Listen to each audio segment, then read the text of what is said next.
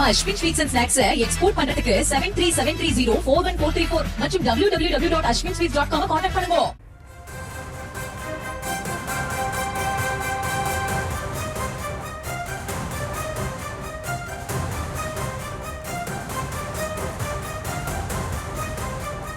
ஆளுநர் ரவிக்கு எதிராக தமிழக அரசு வழக்கு தாக்கல் பண்ணி இருக்கிறது. ஆளுநர் RN ரவிக்கு எதிராக உச்சநீதிமன்றத்தில் தமிழ்நாடு அரசு மனு தாக்கல் செய்திருக்கிறது. உடற்கல்வியியல் மற்றும் விளையாட்டு பல்கலைக்கழக சட்ட மசோதா ஒப்புதல் விவகாரம் தொடர்பாக இந்த மனு தாக்கல் செய்யப்பட்டிருக்கிறது. அது தொடர்பான அண்மை செய்தியை பார்த்து கொண்டிருக்கிறோம்.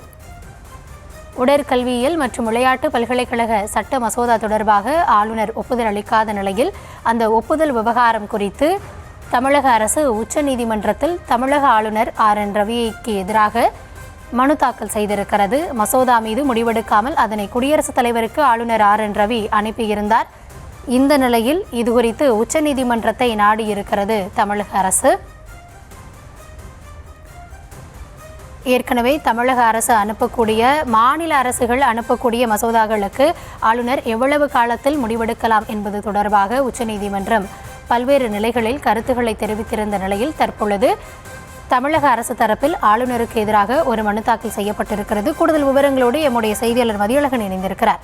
மதி, இந்த வழக்கு தொடர்பாக என்ன மனு தாக்கல் செய்யப்பட்டிருக்கிறது தமிழக அரசு தரப்பிலிருந்து முழுமையான விவரங்களை வழங்கலாம். தமிழ்நாடு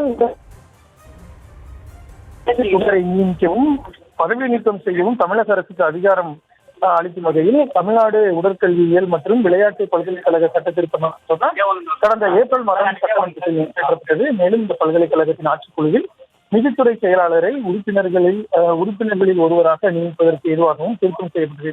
இந்த சட்டத்திருத்த மசோதா ஒப்புதலுக்காக தமிழ்நாடு ஆளுநருக்கு அனுப்பி வைக்கப்பட்டிருந்த நிலையில் அந்த மசோதாவின் மீது இதுவரை முடிவெடுப்பதற்காக அதனை ஆளுநர் குடியரசுத் தலைவருக்கு அனுப்பி வைத்திருந்தார்.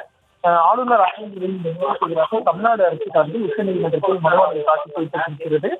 அதில் ஆளுநர் இந்த நடவடிக்கையை தன்னிச்சையானது என அறிவிக்க வேண்டும் எனவும், அதே வேளையில் தமிழ்நாடு சட்டமன்றத்தில் இயற்றி அனுப்பி வைக்கும் மசோதாக்களை தமிழ்நாடு ஆளுநர் கையாளும் விதம் அரசியல் சார்ந்த எதிரானதாக உள்ளது என்றும் மனுவில் தமிழ்நாடு அரசு குற்றம் சாட்டியிருக்கிறது.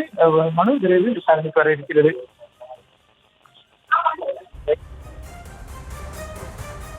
விவரங்களுக்கு நன்றி மதியழகன்.